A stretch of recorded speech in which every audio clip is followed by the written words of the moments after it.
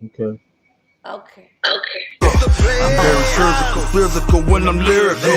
So bad it now with medical, something critical. It's gonna take a miracle. Bright lights, looking spiritual, written down like biblical. I finally reached the pinnacle. Yeah. Welcome to the house, the one they talking about. Word of mouth, the boxing playhouse, without a doubt. All the latest and greatest boxing news, that's what it's all about. Bienvenido Boxing Playhouse Latin America. Esta semana, día 22 de febrero de 2022, 2023, perdón. Aquí estamos otra vez con Rey Sosa. Vamos a hablar esta semana de alguna historia que tiene, buena historia de Roberto Duran, de Camacho, el conocimiento que tiene de boxeo. Y vamos a hablar con Sakura también de la tema de boxeo, qué ha pasado esta semana, algunos rumores, alguna esperanza de la pelea que viene pronto. Bienvenido, Rey Sosa y Sakura. ¿Cómo está? How you doing, guys? Hey, how you doing, Danny? ¿Cómo está? What's up? Surprise, everybody. I'm joining the crew for the night. What's up, Ray? Danny? How are you, Saki? How are you? I'm doing all right tonight. I just thought I'd pop in and surprise you guys. Because I'm very interested in a topic that I hope we hit on tonight. I need more information. I'm all about researching these things. And since I have two trainers with me, I mean, I might as well get down to it, learn me a little something. Kick it. Let's get with it. Let's go. Mira, vamos a hablar de alguna pregunta que tiene Sakura para la gente que habla español, porque esto se llama Boxing Players Latin America, ¿no? Ella tiene una pregunta para nosotros, como yo soy un profesor de boxeo y el maestro Rey Sosa, un maestro de muchos años ya y sabe más quizá que yo me he olvidado, pero go ahead, Sakura, bring it. What's the question? Well, of course, we learned that Adrian Broner's fight was delayed or rescheduled due to an injury by his opponent, Michael Williams Jr. We heard earlier in the week from his father, Senior, and also Roy Jones Jr. did a couple of interviews himself as he was his trainer. Let's just talk about, I want to know what the regimen is of this. And shout out to Williams Jr. Hopefully he'll be feeling better and heal quickly so he can, get right back at it. And, that's a lot of money to miss out on, isn't it, Danny? Yes, sir. Yes, ma'am. I'll go first. Yo voy primero. Ya está preguntando de la tema, la cosa que hacen los profesores cuando tienen un juego con una pelea muy grande, o sea, una pelea. Cuando yo empieza como a declinar el entrenamiento, el sparring, que algunas veces son duras, ¿no? Y algunas veces el sparring es un poco más bravo y más duro que la pelea, ¿no? Yo como profesor, yo una semana antes de la pelea y ahí empiezo a hacer la cosa un poco más suavecita, hacer manoplas, hasta seguro que mantenemos el peso y mantenemos los reflejos y la estrategia de la pelea. I said in English, a lot of times when my fighters, when I'm training my fighters, and I'm a full-time trainer for the last, 10 years or so, I've always been training fighters in the last 20 years of my life, but I've been dedicated to more a little lately. About the week before the fight, I start weaning it down, start, toning it down a little bit. If I do sparring, it's more like going through the motions. I use extra big gloves, extra protective gear. I dictate what I want simulated, certain mannerisms, certain habits that the individual may have, so that way my fighter doesn't suffer any injury. Make sure they have Vaseline, they have the headgears that protect them really well, and extra big gloves all the way. If there's going to be any sparring per se, what I try to do is work on technique, strategy, and strategic positioning, and putting in blows and reflexes and things of that nature. Because I always said this. The hardest fights most fighters have is usually in the gym, and that's where they suffer most injuries. Anytime you see a fighter, falter in the ring at a fight, and you see serious injury, something happened to them prior in sparring that led up to that. The Maestro, Rey Sosa, what's your take on that? Well, everybody got their own opinion. My opinion is that I'm with the father because he just got his jaw broken for free. He got it broken for free. He could have rather have Adrian Broner break my jaw and get paid for it. And get paid for it. Okay. And get paid for it. I mean, obviously, the kid got a shot because he deserves it. Now, Roy, I love Roy. Don't get me wrong. As a fighter, I love him. That's my guy. But as a trainer, his ego got in the way, like the father said. He should have stepped away. His son called his dad and said, "Dad, Roy's acting funny." Remember, that's what he said first. Fighters got intuition. This guy, Michael Williams, I don't know him, but he got some kind of intuition by telling his dad, "He's acting funny, Dad." That was the first sign. When he told Michael he don't think he's ready for the fight, he started treating him different. Trainers don't supposed to do that. You're not supposed to catch feelings. Listen, you call the father out of respect, because the father was the one who I heard put Roy involved. Call the dad and compare notes and talk about it. Not just go throw a guy in there. They must have been going full blast. If it's 9 days, then it's supposed to be light sparring. Obviously, if he got his jaw broken, they were going full blast. So where was Roy with that? He was supposed to tune that down. Then Roy said he didn't know his jaw was broken. How you not gonna know? You guys are not talking. You guys are not communicating. So I'm with the dad. The dad said that he felt Roy was trying to prove a point. Well, guess what? It just cost him the bag. All right. Well, I'm glad both of you guys had intimate knowledge of training camps. I mean, I don't know what to think because, I asked a few people, was training, hard sparring, is that out at what point? So most people that I talked to said they try to stop it like the third week before the fight. So like that means that the last 2 weeks, basically, there is no hard sparring. That's what I came away from. But I know that different camps do different things. So I feel like, I wanted to know from you guys, when do you guys really stop that with the hard sparring? I wouldn't wait 2 weeks. I think that's too far out before the fight. I think the 9 days or the 8 days wasn't bad. Again, it's the velocity, how they were going at each other. Think about it. The guy got his jaw broken. So they went all out. It wasn't a sparring match. It was a fight. A lot of these sparring matches turn into fights. So can I would that be? Yeah, go ahead. I'm sorry. Look, real quick. This is something I'm very passionate about. Voy a hablar de la tema que me está preguntando. Cuando uno como un profesor dice, vamos a jalar el boxeador un poco para atrás para que no se lastime, no algo no le pase, no se rompe la mano, no le dé un tajo. I'm going to say this in English and Spanish. I don't like to make excuses about my wins and losses, right? Everybody has excuses. Everybody has stories. Everybody has reasons. There's I fought Antonio Tarver, got my butt kicked. I fought Danny Green, he handed it to me. But there was one fight that I thought that I could definitely walk away from and become the champ when I fought for the WBA light heavyweight title against Babe Shimonov. I was in incredible shape. I trained hard. My weight was great. I was strong. I didn't feel weak. I mean, it was incredible. And I sparred with a guy who, there's really no friends when you get into the ring. But I was sparring with a friend of mine who I came out of the contender with. And nobody, that's why I'm so strict with wearing gloves and checking out gloves and checking out the padding. Nobody checked out his padding. And this is like literally like 7, 8 days before the fight. I was going to Vegas. My first time being the main event in Vegas, fighting for the light heavyweight title. It was my shot. And nobody checked his gloves. And sure enough, we went in there. We were banging. And he cut my eyelid. He cut my eyelid.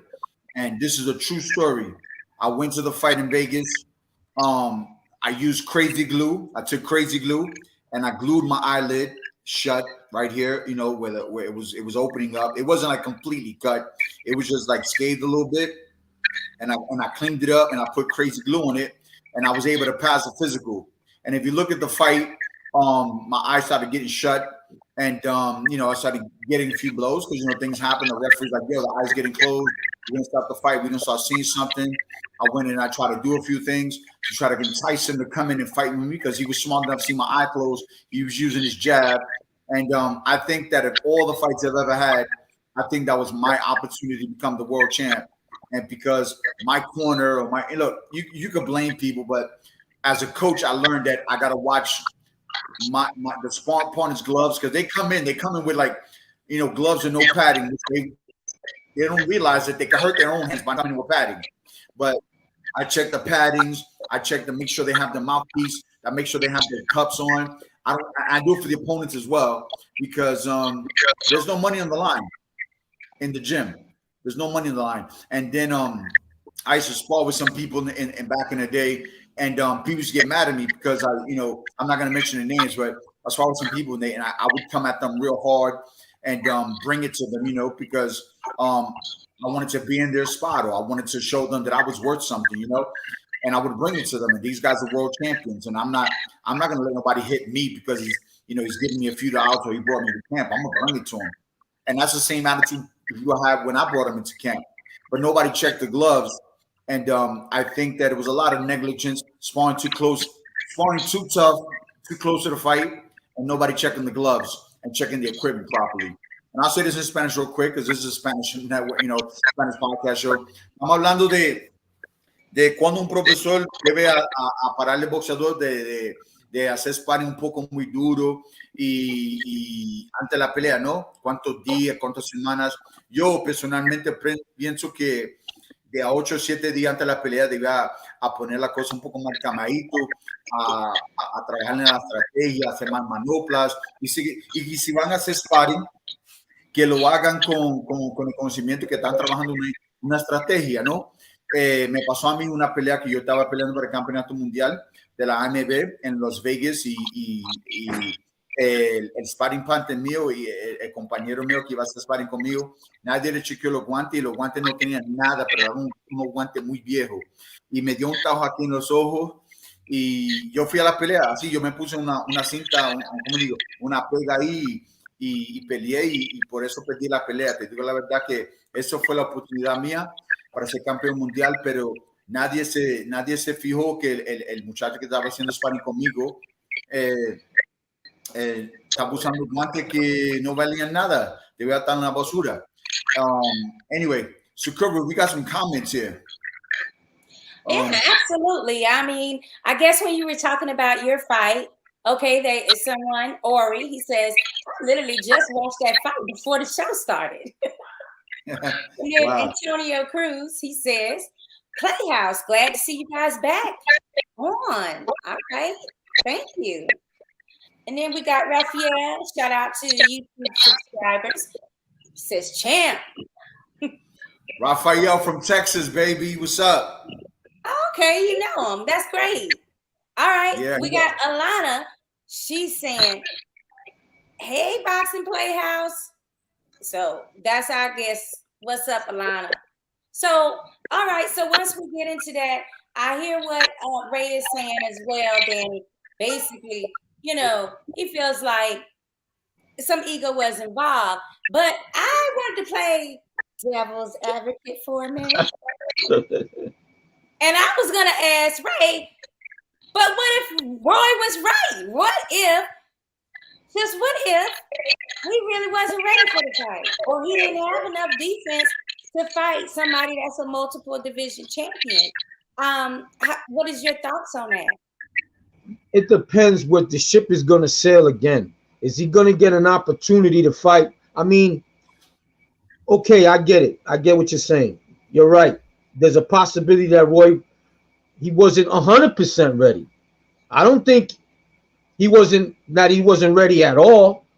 Remember, the wife said that to Mr. Williams' father, with Williams Sr., that they didn't want to hurt the Roy Jones brand. Roy Jones fighter, 2 fighters lost back to back. I think one was Eubanks, right, Danny? Yes, that's correct. So I think Eubanks and another fighter, they had lost. It could be that too, but you ask for my opinion, that kid must have been that kid must have been working very hard. He had to be some type ready. He can't just be like he wasn't ready at all. What did he say to his dad? His offense is on point. He gave it 100. He said his defense is questionable. But guess what? The Mexicans go in there. They go in there straight up. So what does that mean? You're gonna Mexican fight. I mean, Roy Jones, to me, just might have blew this kid's opportunity. Remember, he told his father, Dad, he's acting funny. Dad, he's not. Why does he got to make him feel it then before this happened? Roy Jones Jr. did say, yes, the energy was different because you're no longer fighting, you know, the B fighter. You're fighting an A side type championship fighter. So he said, yes, the energy was different. Like he felt like it should have been more serious. I don't know. I'm just telling you that the truth probably lies somewhere in between. That's what I feel. I feel like guys make great points. Will he possibly never get that opportunity again? I hope not. I hope that he is able to get a different opportunity. Not necessarily with Broner, but in some capacity. But is it a missed payday? And is that something that the father and son had decided they wanted to pursue? And that should have been honored as well. But the main thing is everybody need to be on the same page if you're in the team. If you're on the team, everybody has to be on the same page or there are going to be consequences, right? There was no communication there. There was no communication. As a trainer, is your responsibility. As a trainer, is your responsibility to communicate with your fighter. If Junior said that he's acting funny, that means he wasn't really talking to him. Right. The fighter sensed that there was something wrong, and he called his dad. That's how I sided. That's how I see it. Absolutely. We got Angel joining us tonight. He's here, the hostess with the mostest. We definitely got to get your opinion on this. What's up? Yeah, I just jumped in because I was my fault, stuck in some crazy traffic. I semi-wiped out on the highway, and it blew everything out of proportion all over, on the side roads, everything. But the topic, what was I hearing? Something about because I came in halfway through. What was it about? When to stop a fight? Basically, we were talking about AB's opponent, you know, and him having to reschedule his fight due to the last minute, you know, having to pull out last minute due to the injury. And we were talking about a couple of things dealing with that. I was asking Danny and Ray as trainers, what was their regimen? What did they consider a good cutoff time for hard sparring? And then we also were talking about whether or not when a coach or a trainer tells you you're not ready for this, should you listen, or had you already made a decision by being a last minute type of replacement fight that you were willing to take that risk? So this is the generalization of the conversation. Yeah. I mean, my opinion, I think you should probably listen to the coach more because they're seeing something you might not be seeing. It's also dangerous to go into a fight when you're not fully ready. You should just go in when you're ready. I know it's pride probably gets involved and stuff, and money on the line, but you're paying them for a reason. I think you should listen to the coaches. You know what I think? I think Will must have forgot. That's what I think. I knew somebody was gonna come up with that. I like that. I actually love that. Danny, I like that one. I love that song though, but Yeah, they can't be forgetting. Okay, I think the issue really is that you cannot take away from the fact that if you can't be a full-time trainer, as Roy has a very, very, very busy schedule, you know what I'm saying? Like you really maybe should take not as big of a role in a team. And I'm not just saying that, because I'm just saying, like, if defense is an issue, this is something that we needed to be discussing and talking about weeks prior. Although it was a last minute, type of setup in this fight, it still was, at least a good 4 weeks, I guess, or 5 weeks that they knew that this fight was going to happen. So I feel like you got to have a solid team. There's nothing wrong with Roy, having training teams that he's in charge of in the UK and appearances that he needs to do. This is something that he's earned in his career. There's nothing wrong with that. My thing is, you as a boxer, you need a team in place that's going to help you as a prospect grow to where you want to get to that point. And you can't get to that point if your trainer is not available like that. Like, we're not having a discussion a week before that about something I'm not doing because it's very little time for us to work on it, or for me to even mentally. I don't think as a boxer you should necessarily have that burned into your brain, right? When you got to have a strong mental capacity in the ring. Last thing I need to be thinking about now is that you don't think my defense is well, that you don't have faith in me, that you're not confident in my abilities to even look good in this fight. Because we all know you ain't even really got to win if you're a last-minute replacement. You just only got to look good for a certain amount of time. And you're going to Sakura, you always got to win. You always got to win. But the reality is, if you don't win, you just still need to have looked good. That's just the reality of it. I'm a boxing fan.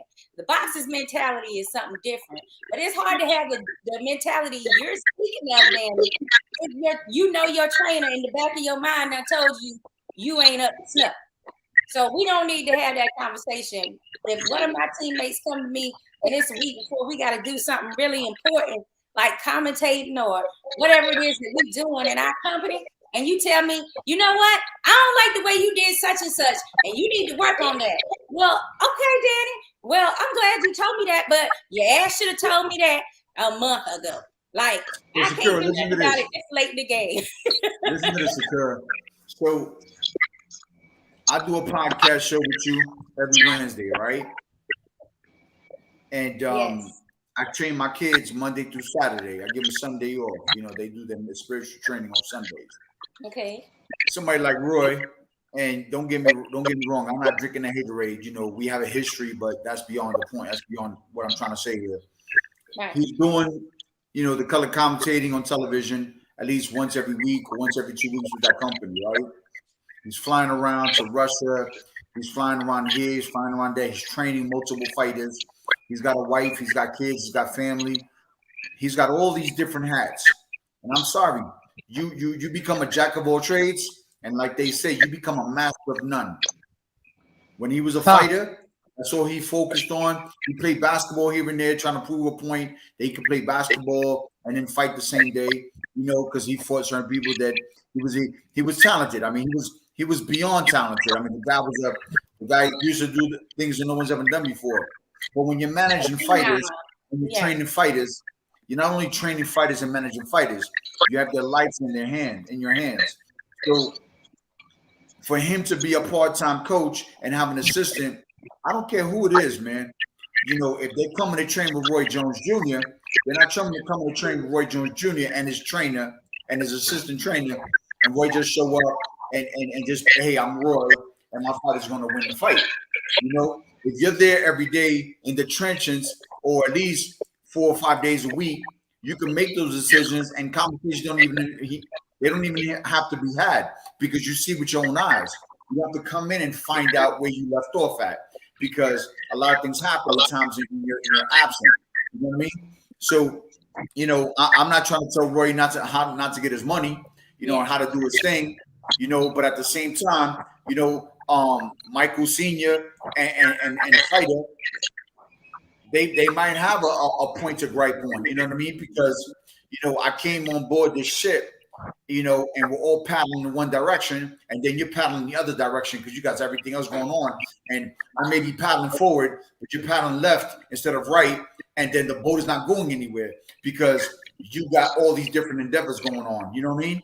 So, you know, I'm trying not to be bitter. Me and him have a history, but I'm just speaking facts. My kids, I have a kid that he was supposed to be fighting this weekend in Mexico, you know, and he's a strong fighter. He's supposed to do a few things. He was ready to go this weekend, you know, but there's a weather situation in Mexico, so I weaned him back because now the fights got postponed. I'm not going to hit the gas, keep hitting the gas so he can burn himself out. That's crazy. And he's like, coach, but I'm peaking.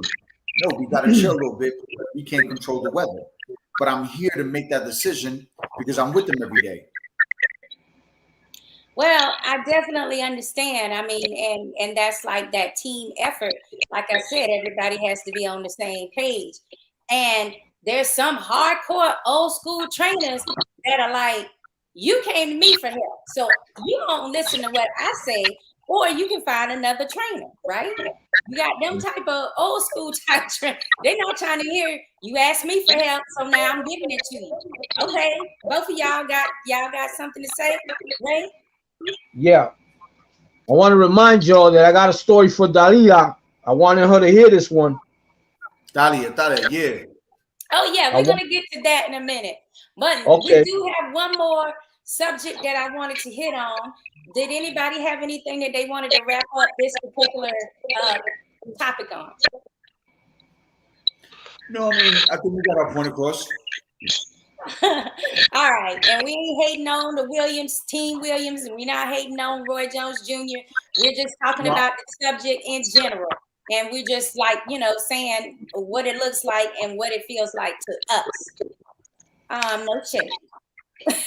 All right, so the next topic, and then we're gonna get to Ray's amazing tea on his history in the sport of boxing and Roberto Duran and Camacho's fight. Now, this is the thing, guys. We finally got a confirmation. There will now be a Gervonta Tank Davis versus Ryan Garcia fight. That is scheduled for April 15th this year, baby, in Vegas. I can't wait. But what I want to know from you guys is, I mean, did you think this was going to actually happen? I mean, it was looking kind of scary for a minute. Okay, ya me enseñé en Spanish. Estamos hablando de la pelea de por fin. Ryan Garcia va a pelear con Tank Davis, Gervonta Davis en Las Vegas en abril, si no me equivoco. Por fin, uno de los peleadores, boxeadores elite, por fin firmaron el contrato y gracias a Dios que estos muchachos en el mundo del boxeo son uno de los mejores y se van a pelear y van a ver quién es mejor que el otro, quién es más macho que el otro. Y estamos preguntando la opinión de la gente, ¿qué creen? ¿Quién va a ganar la pelea? Si están ansiosos para ver la pelea. Yo mismo te digo, yo tengo opinión, te lo voy a dar ahorita, pero Sakura está diciendo, ¿tú crees que la pelea va a salir? Porque firmaron el contrato y llegaron a acuerdo para pelear allá en abril en Las Vegas. Y estamos aquí con este panel de gente, Angel, Rey y Sakura. La opinión mía te lo voy a dar en español. Yo siempre voy para el pegador, el bravo, el que pone el tiro como yo, agresivo. Yo voy con Tank Davis. Para mí, Tank Davis pega muy duro, tiene muchas ganas. No es una persona que está en las redes sociales y toda esa cosa. Yo pienso que Tank Davis va a ganarle y no va a ser va a ser una pelea buena porque Ryan Garcia es un buen boxeador, pero Tank Davis es demasiado. I said in English, what Stuart just said, he asked what my opinion was, what our panel's opinion is. Look, did you think this fight was going to happen? I knew, listen, it has to happen. You know, I think that they were smart not to let it drag out like the Crawford situation, Terrence Crawford situation, and Bud and all that. Look, man, the money's there now. They're hot names. They're both young studs. They're at the peak of their career, and this is what legends are made of. You know, if you want to be a legend, and right now they're millionaires, right? So what do you fight for now? Fight for legacy. They got the money. Let's get the legacy. And I'm with Tank Davis all the way. Yeah, I'm so glad when that culture comes back. Hey, Angel. I'm glad it's happening now because a lot of times, a lot of the fighters, they waited too long until they met in the ring. Like, remember what happened with De La Hoya, Trinidad? They were past their prime. It wasn't the same fight that it should have been when it, you know, if they happened at their prime. And these guys are right now at their prime, so I think it's going to be a banger. It's going to be good. I think Ryan Ryan is going to give Tank Davis a couple problems with his speed and stuff. Tank Davis likes to set traps, and he normally waits for that opportunity. A lot of times it looks like he's getting outboxed, but he's actually just waiting to set a trap, and that's how he's knocked out like the last few guys that he's faced. And Ryan Garcia got that speed. So it's going to be interesting. I think Tank Davis will win because he's got that one-punch power, which could erase all the other rounds. But it's going to be a banging fight. I can't wait. Ray, how you feeling? I mean, basically, Angel was saying, Tank got that equalizer with the power. What do you think about this whole fight? Southpaws are vulnerable for the right hand left hook. Ryan Garcia got one of the most vicious left hook out there today.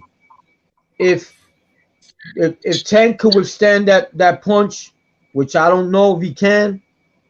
If he can, then I got Tank. But if he can't take those punches, Ryan's gonna light him up like a Christmas tree. Yeah, it's gonna be. Yeah, that's true. Now, here's the thing: you got quickness versus power. What's the one thing that can kill power? It's quick hands, guys. So what we got is a big banger type of fight, a mega fight that we've been hoping for. Anybody that says that this is not a great fight to watch is full of, and they don't know boxing, because we've got people that are saying, oh, this is a big nothing burger. Oh, Tank is going to destroy Ryan. And la, la, la, la. Okay, you're showing us who knows boxing and who doesn't. The one thing that kills power is quickness. Now, Ray, I feel you. I know what you're saying about, can Tank withstand it? Yes. He has an amazing chin. He probably can withstand it. It will take more than just one of Ryan's punches to get him there. But he does get hit often when he doesn't respect people's power. So we'll have to see how this all wraps up. And you can only find out by watching April 15th. What I'm asking all fans to do, and then we'll move on. Fans, what you need to do is pay your pay-per-view price for this fight, because we need to send a message. This is what we're paying for. We're paying for these kind of fights. We're not paying for non-competitive fights that I know the winner of, right? So we need all of you fans to get out there April 15th. If you can't make it to Vegas, then we need you to actually pay-per-view it, baby. I mean, it's one time a year, probably, maybe twice a year, that we get a real competitive fight. So, get them purse strings loose for a little bit. Time out. Since we're talking about pay-per-view, and we're going to let Ray take over the floor in a few minutes, let's talk about this whole Jake Paul, Tommy Fury thing. That's a classic case. We're getting the fight that we want in a Ryan Garcia and a Tank Davis situation. And then you got these people paying for these YouTube celebrities to fight and making $40 million. Throw up here in a minute, Danny. Ray is finna throw up. He can't take this. Oh my God. Go ahead, Danny. Go ahead. Go. No, let's just talk about that. That fight's coming up pretty soon. Jake Paul against Tommy Fury. Mauricio Suleiman of WBC is going to rank Jake Paul in the top whatever if he wins this fight.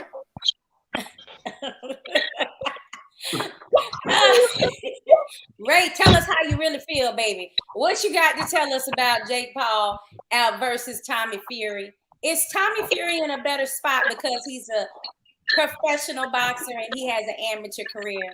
Tell us. I'm constipated right now. I'm constipated. Can't listen. I'm gonna say it again. I want to talk about that man. This part 2 today. But what I will say that I'm gonna backtrack. I'm gonna backtrack on fake Paul. On fake Paul. I gotta call it what it is. Fake Paul to me. Fake Paul to me in the ring, but outside the ring, he has supported female boxing. Kudos. He has supported female boxing. Yeah. But in the ring, he hasn't proven nothing yet to be ranked by the WBC. I got the WBC right here. Look. Okay. Man, I wanted one of those watches too. I wanted that band. This ain't no joke. How you gonna rank them with? I don't even want to say it, but the point that I'm saying, you can hire him as a bodyguard right now. He'd be a good bodyguard. That's it. Okay, time out. I'm finna take up for Jake Paul right quick, and then we're getting to the Duran Camacho story, damn it. Listen, what I wanted to tell both of you is this, okay? I feel that Jake Paul has just been buying himself time, fighting these different MMA stars and different people, YouTubers, and low-key, he's been on the Puerto Rican island getting the best work ever. He's like got an amazing training team behind him. And I gotta respect his grind and hustle. He really trains hard, guys. I feel that he has just been buying himself time and collecting free coins that people want to give him. And in the meantime, has been low-key training and learning the sport for real. So I really feel deep down in my heart that Jake Paul is gonna win this fight against Tommy Fury. Because who's more serious? Who's got a hard time? Who's already spending money and acting like they're a supermodel? Okay? Let's be real. I feel that Jake Paul's work ethic is better than Tommy Fury's, guys. I gotta go with Fury on this one. I think Tommy might have bit off more than he can chew. All right. Anybody else? Real quick. All right.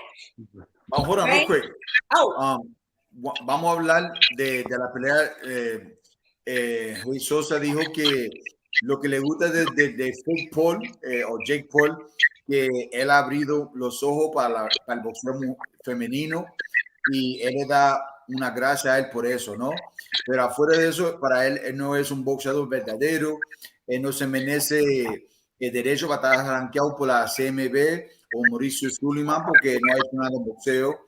Sakura dice lo mismo, pero ella piensa que el muchacho se está dedicando allá en Puerto Rico y preparándose bien y que ella no sabe en verdad que va a pelear y va a ganar, pero ella piensa que en esta ocasión que puede ganar el Jake Paul porque él está cogiendo vestuario, se está preparando y está buscando a la gente que lo van a preparar bien. Ángel, no sé, rapidito, ¿con quién tú estás? ¿Con quién tú vas? All right, so now Ray, wait a minute, Danny, did you remember to say that Ray was about to throw up, okay? Sí, que cada vez que hablamos de Jake Paul, que no solamente que quiere Rey Sosa quiere vomitar, pero le va a dar un infarto si sigue hablando de ese man. Pero vamos a empezar a hablar de aquí de la historia que tiene Rey Sosa, con una historia que va a ser muy buena. Yo creo que todo el mundo lo oiga porque vamos a darle la pantalla y el tiempo a Rey Sosa. Una pregunta rapidito, Angel, ¿a quién tú tienes pelea de Tommy Fury y Jake Paul? I think Tommy Fury is going to win that fight.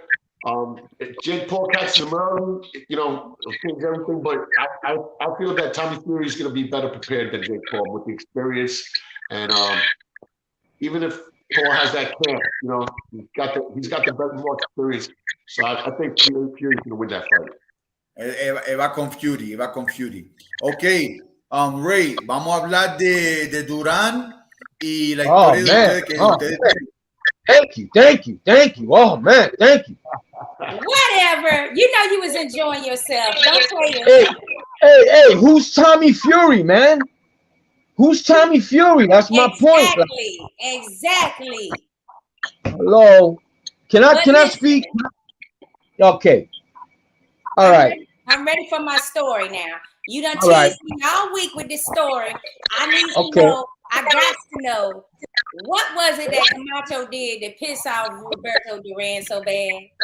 Okay, Saki, remember you talked about, you hit a topic about how fighters get, how moody they get because they're cutting weight. Remember you said that? Yes. I stay away from my own weigh-in days. Well, let me tell you how I paid for that. I paid for that. That picture that Danny got to his left there, that Duran signed for me. Your left. Yeah, the left. Okay. Danny, your left, right. That picture right there. Ralph Paniagua that worked for Don King. Anybody knows boxing knows Ralph Paniagua. He gave me 2 tickets. Shout out to Ralph Paniagua. He used to work for Don King. Gave me 2 tickets for the fight, hotel, and everything paid for. I took my mentor. I took my head coach, Professor Victor Machado, with me. I said, Vic, he used to train Iran Barkley. He was in the corner when Iran fought Duran. He got close with Duran. So I said, hey, Vic, you know, I met Duran years ago, and I really would like to see him again to see if he remembers me. And then he goes, all right, kid, you take me to the fights, I got you. So we went to the fights. In Atlantic City, I found that picture there. I bought it on the boardwalk. I said, wow. I took it. That must have been fake because that was in the boardwalk of Atlantic City. I just wanted to see Duran again. Bought the picture. I said, Duran, man, you think I'll get Duran to sign this? He said, yeah, why not? Years later, I see this man. I go in there. I had just went in after the weigh-in. I think the weigh-in. Camacho sees me. Remember, we grew up together. He sees me, gives me a big hug, little kiss on the cheek. I'm like, oh, okay. The guy missed me. He missed me that much. But, you know, they looking for fans. Each one, everybody came through the door. It was like, okay, who's coming in? Is it Macho's guys or Duran's guys? So here it is. Macho's my hood bro, and Duran is my idol. So, of course, Victor went to Duran. I went to Macho. I greeted him, wished him luck. As I go to Duran and get close to him, he says, echa pa allá, echa pa allá. That means go over there, go over there. But I don't think he's talking to me. When I look around, I'm like, who he's talking to? So when I get closer, he says, óyeme, echa pa allá. That means, yo, I told you, go over there. So I'm like, what? So when Victor says that's my protege, Rey Sosa, a mí no me importa, means I don't care. Then he went like to hit me. Like he did the Hagler Duran, when Duran finished the fight, that he posed again. He posed at me. He gave me that same look. He opened up his legs and wow, he was gonna throw a right hand at me. I said, oh shit. So now my idol wants to hit me. I'm like, I'm crushed. I'm like, I want to go to my room. I don't even want to be here now. I couldn't believe my idol wanted to hit me. So now Victor goes, hey kid, where you going? I'm going to my room, man. I'll see you upstairs. He goes, you going to the fight? He goes, I don't think so. I'm gonna stay in my room. I watched the fight up there. I'm crushed, man. Haven't seen the guy in years. I'm thinking, wow, and this is what I get for coming in at that time. They're moody. Later I find out, I bump into his wife, Duran's wife, Felicidad. She taps me on the shoulder. She says, ¿Tú eres pana de Camacho? I said, yeah, that's my hood girl, but I came to see your husband, and when I showed her the picture that I had, she went, wow, let me tell him. I said, no, leave him alone. Leave him alone. I don't even want, I'm already kind of like leery. Nah, leave him alone. I'm okay. Went to my room. She must have told him. because I get a phone call in the room and it's like, Victor. Victor's like, hey, Ray, you coming down? I said, no, I told him I'm staying in my room. He goes, come on with that. You a prima donna now? I said, prima donna? The guy tried to hit me, man. What you mean prima donna? Oh, wow. So then now, somebody gets on the phone and says, come on, man. Come down. With broken English. I'm like, who this? Robbie. So all of a sudden, Machado gets the phone. He goes, you happy now? Come down. I said, who's that? He said, that was Duran, bro. He's telling you to come down. I said, what? Come on, we waiting for you. I'm like, what? They're waiting for me. So I go downstairs. My heart is beating. I'm like, this is the guy trying to hit me, and I'm supposed to go down. So I get in the elevator. I go down. When the elevator opens, they're all there. Everybody's there. I come out the elevator. They start applauding like this. Hey, he came down. So I'm like embarrassed, like, holy shit, you got Duran's family there, Victor there. So what does Duran say? Come on, let me see, man. Let me see. And I'm like, he wants to see the picture. I showed him the picture. He got watery eyed. He went, wow. Now he's feeling guilty because he was trying to hit me, not knowing that I was trying to get an autograph. So now his eyes are getting watery, and he says, perdóname. That means forgive me. And then he tells his wife, I don't even got a picture like this in my house. Mm. He signed it. He thanked me. He said, come eat with us. Gave me his address and phone number.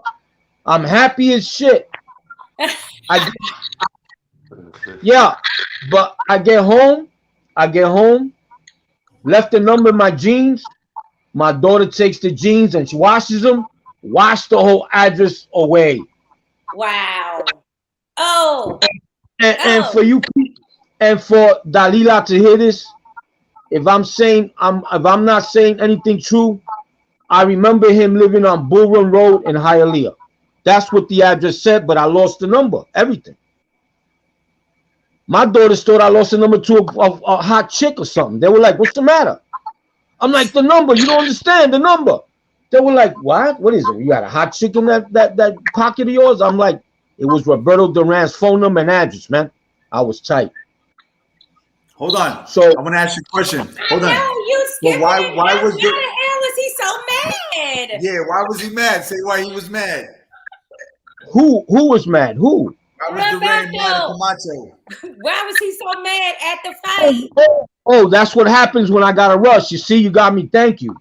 Right, I forgot. He was mad because they were calling Macho maricon. That means Fagat. You know what I mean? And they kept calling him that. Oh, okay. Yeah, they call him that. They kept calling him Macho maricon. So Macho said, okay, I'll show you my maricon. And he flashed him. He flashed him. Hold on a second. Well, flash what? He flashed his thing. He flashed him. He showed him his business. He flashed him.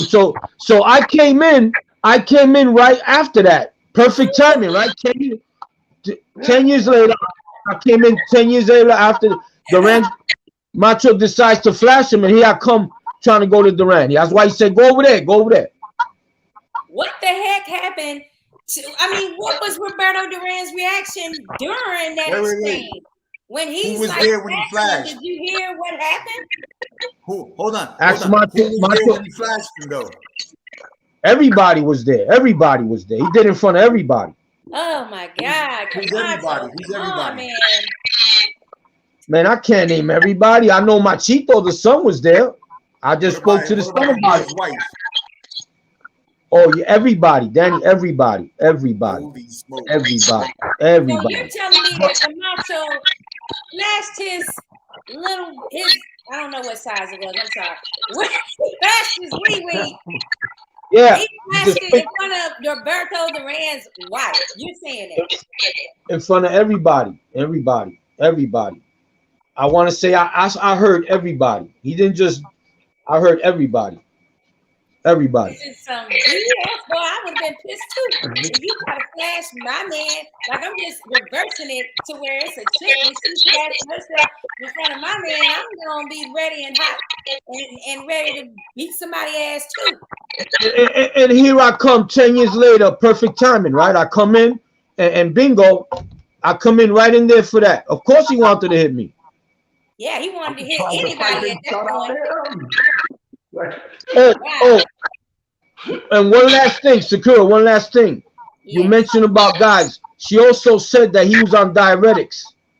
That Duran was on diet pills that was getting him moody. So he really wanted to kill somebody anyway. Yeah, he was hangry. That's what I call hangry. And that's why I don't engage with fighters before the weigh-in. Now, they're a little bit happier after they weigh in and they know they're about to go get some pasta or something. You know what I'm saying? But they still, it's not quite right, even directly after. So people like to get interviews and things like that. I stopped trying to do that on weigh-in day because the answers are going to be short. They're going to be grumpy. And you might just get hit your damn self. You never know. So I don't bother them on that day for that reason. You be hungry and angry and pissed off, it ain't going right, you know, it's taking too long just to put you on the scale. A lot of times we there at the weigh-in like 3-4 hours, dog. It ain't started the weigh-in yet. I have been there. One more thing.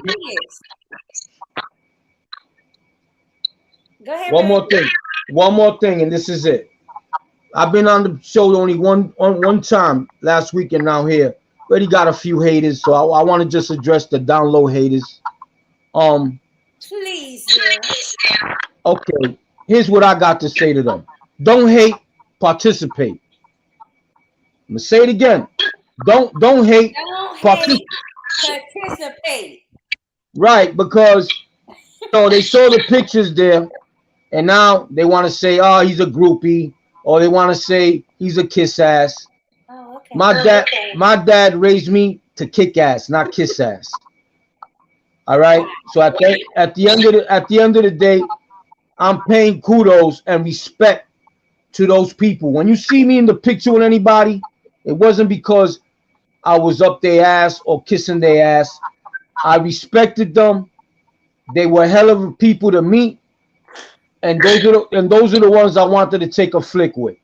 And guess what, Ray? They'll be doing the damn same thing if they ever had an opportunity. They wasn't the one that was given the opportunity, so they got a lot of hate in their heart. You know what I'm saying? But if they got pictures with who they love and that they knew a lot of people that love the same boxers, they be doing the same damn thing. So this is the same argument people give, Emilio and I too.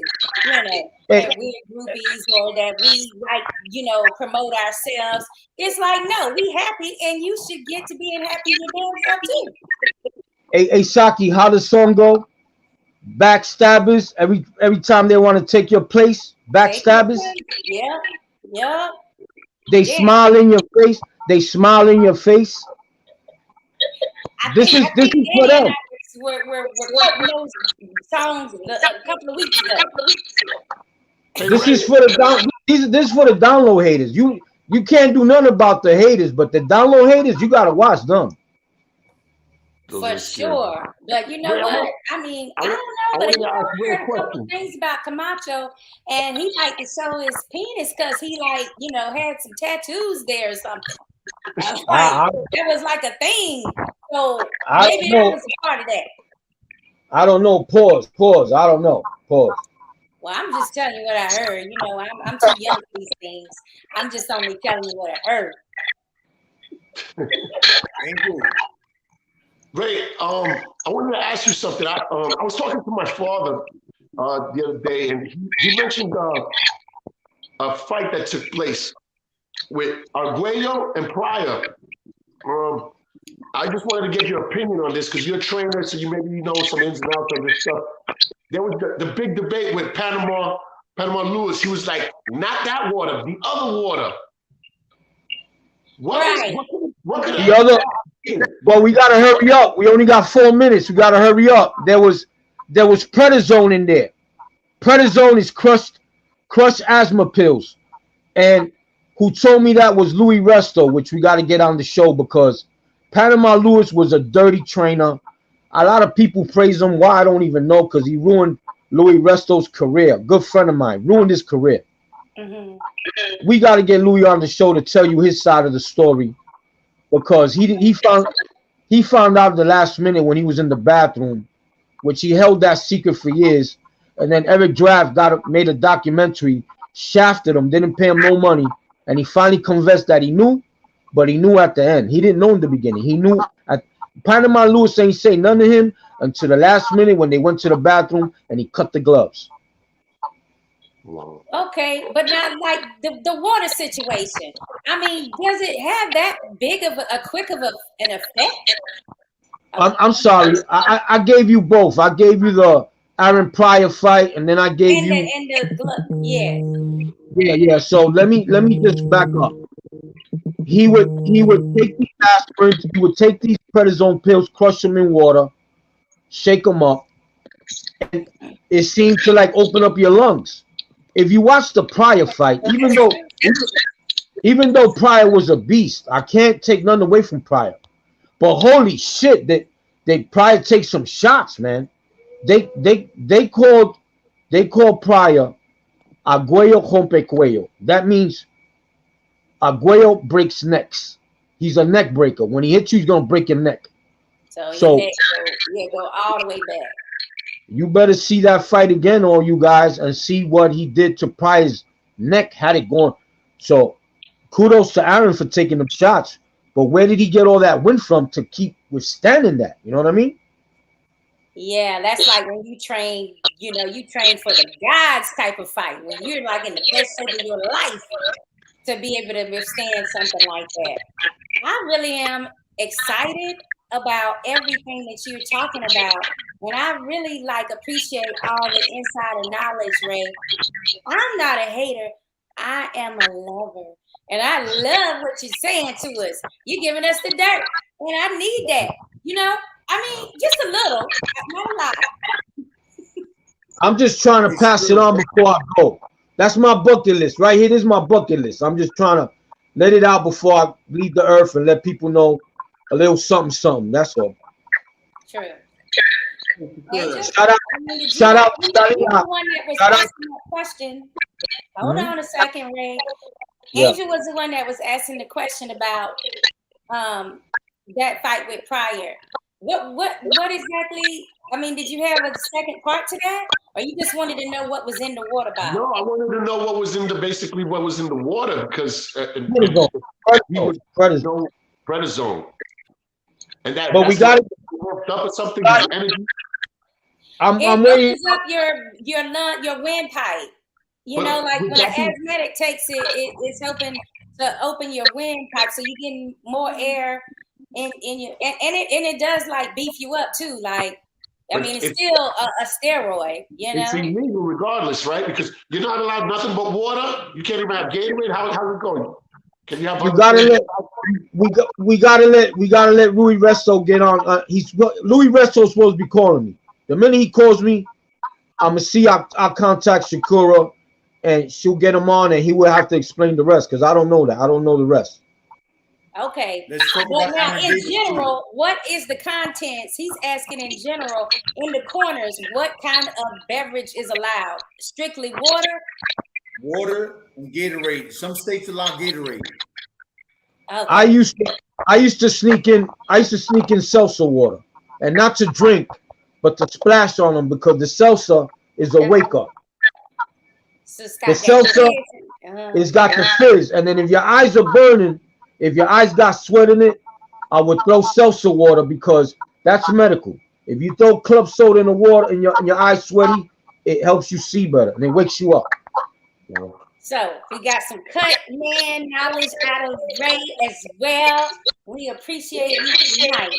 Danny, you want to say some of this in Latina Spanish for us, please? Bueno, mi gente, hablamos de muchos temas, de cosas, hablamos de la tristeza que fue la carrera de Panama Lewis. hablamos de lo que hizo Camacho, que cuando estaba en un sitio ahí con Roberto Duran y su familia y lo estaban llamando un marica, ¿no? Él sacó el palito de él y enseñó, aquí está el marica, si lo quiere mirar, enfrente a la esposa de Roberto Duran, y por eso Roberto Duran se puso bravo con Rey, porque él vio a Camacho a dar un abrazo, un beso, y pensó que estaba con él. Hablamos de la cosa que uno puede usar en la esquina de las peleas en los boxeadores.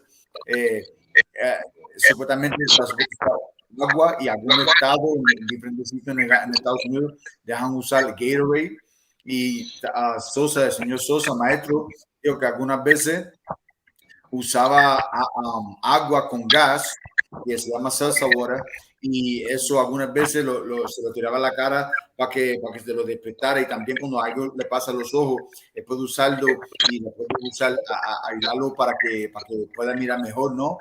Aprendimos muchas cosas aquí con el señor Sosa. Va a tratar de buscar una entrevista con un boxeador que pasó una cosa con Panama Luis, que se llama Luis Resto, que estamos en el camino para ver si se puede una entrevista con él.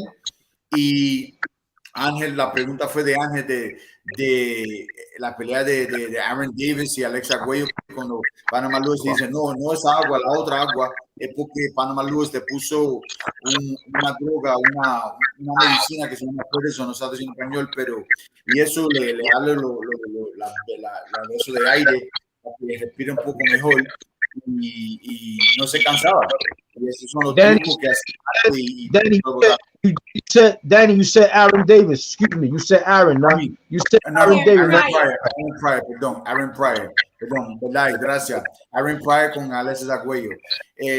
Gracias, hermano. Y hablamos de todas esas cosas.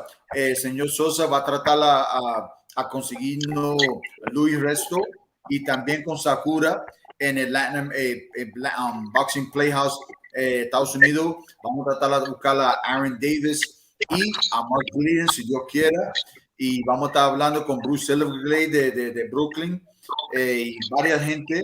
Esto no va a ser el único tiempo que vamos a tener a la Rey Sosa aquí con nosotros. En inteligencia, el maestro que es, nosotros queremos seguir trayendo aquí en el programa con nosotros, aquí con Ángel Hidalgo. Sakura estaba con nosotros hoy, y un abrazo, Rey. Muchísimas gracias. Te deseo lo mejor y hablamos pronto. Hey, Danny, we do got one other thing to say to you, and that's happy birthday. We know you got a big happy birthday week. It's that big 5-0. We want to wish you a happy birthday. It's not only my birthday, but it's also Angel. We share the same birthday. Me and Angel are both birthdays. Okay, happy birthday, my brother. Yeah, happy birthday. Are you 5-0 too? What's we you 5-0? I'm 4'9". I'm older. Hey, Saki, they really twins. They're not saying nothing. They really twins. They're not telling us. Right. They trying to pass it off on us. They're just not identical. We know what's really going on. You and me, we got this right. No. He is like Danny DeVito in the movie Twins. He's tall. He's Arnold Schwarzenegger, and I'm Danny DeVito. I'm the short guy. I didn't know you was tall, Angel. I'm not tall. He's taller than me. Oh, okay. We're gonna have to have this discussion later, because we got to figure out. I don't even know what size my co-host is. My host are. This is not good. We got to meet up. I got two shout outs before we go. Okay. Camacho Jr. on my left. All right. Duran Jr. on my right. God bless y'all. Right. I like that. Yeah, shout out to the Sons of Legends, and good luck on y'all careers as well. We look forward to seeing you all in the future. Guys, it's been a brilliant night. Ray, thank you so much for joining us, and Angel, we look forward to seeing you out of traffic, next week. Danny and Ray and Angel, it's been a pleasure. Let's go ahead and say good night. I'm very physical when I'm lyrical. So bad it now with medical, something critical. It's gonna take a miracle. Bright lights, but the spiritual written down like biblical. I finally reached the pinnacle. Yeah. Welcome to the house. The one they talking about. Word of mouth. The boxing play